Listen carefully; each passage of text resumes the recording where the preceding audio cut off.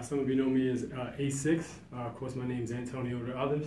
What we'll be covering today is some techniques which I put together throughout the week on how to be a better friend or a good friend in its completeness. So, what are some aspects we need to remember when it comes to being a friend, a good friend rather? I always consider good friends personally people who are there for you, people who can help you as much as they possibly can with whatever resources they have, or whether it just be a situation where they're helping you out mentally or they can be helping you out physically. All depends on what your needs are. Anytime you have a relationship with anybody, one person's getting something from the other person and the other person should be as well. That's a healthy relationship.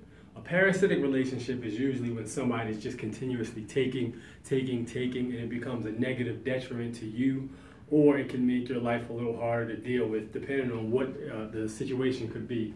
So what is the first thing I would say for, in terms of being a good friend? Personally, I would say first and foremost is, well, not necessarily first, but one of the most important things I believe is being respectful to somebody's time.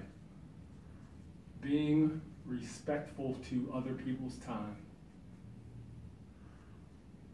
Okay, so this can be seen as a small thing, but if this bothers or triggers the right person the wrong way, or this could be one of those things where like you added on to something else you've done or said to somebody, and it completely just turns into something that's blown out of the water.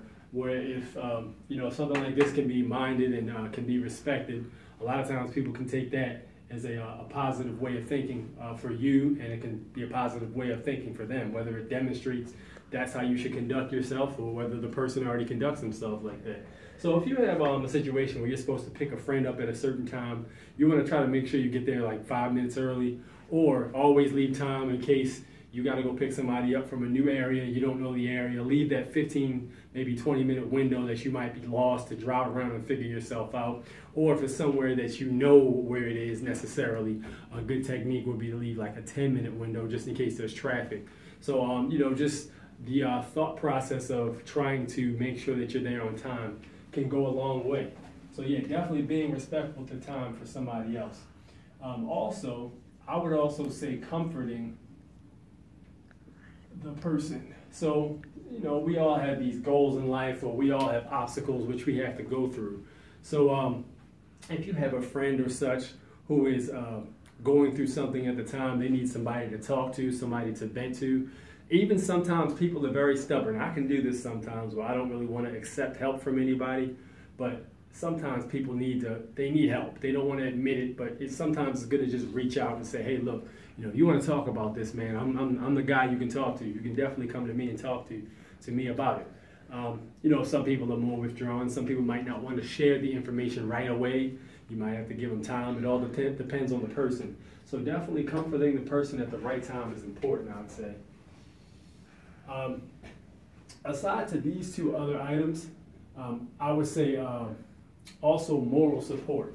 Now this can kind of fall under the category of comforting, but I wouldn't necessarily say that, because moral support can be either positive or negative. So you have to be the friend that's completely honest. So if somebody does something or says something and they come to ask you your opinion for whether it was right or wrong, you shouldn't take sides. You should be right down the middle and say, well, this is what I personally thought.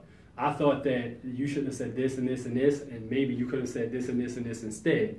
But the fact that you did this person probably got upset. And just try to see things overall. And as far as moral support goes, you can let them know how they can improve themselves in some ways, or you can just say, well, you did this right, and this was done right, and this is done right, but maybe this person didn't see it that way.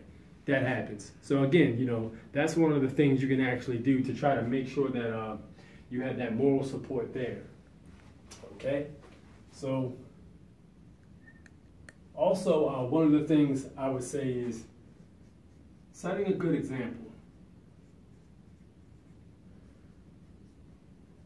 You always want to make sure you set a good example. So let's say a friend of yours is, let's say they have a hobby that they're doing or something like that, and then you have your hobby that you're doing. So like you just ask them, well, as far as your hobby goes, what do you do to, let's say their hobby is maybe like some kind of playing cards or something like that. So you say, well, how many cards you get before you get such and such? Who knows?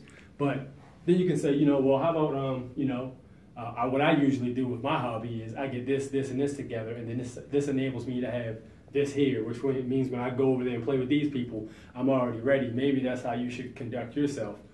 Setting a good example, making suggestions and things like that, very important key elements on trying to make sure that, you set that great example for the friend.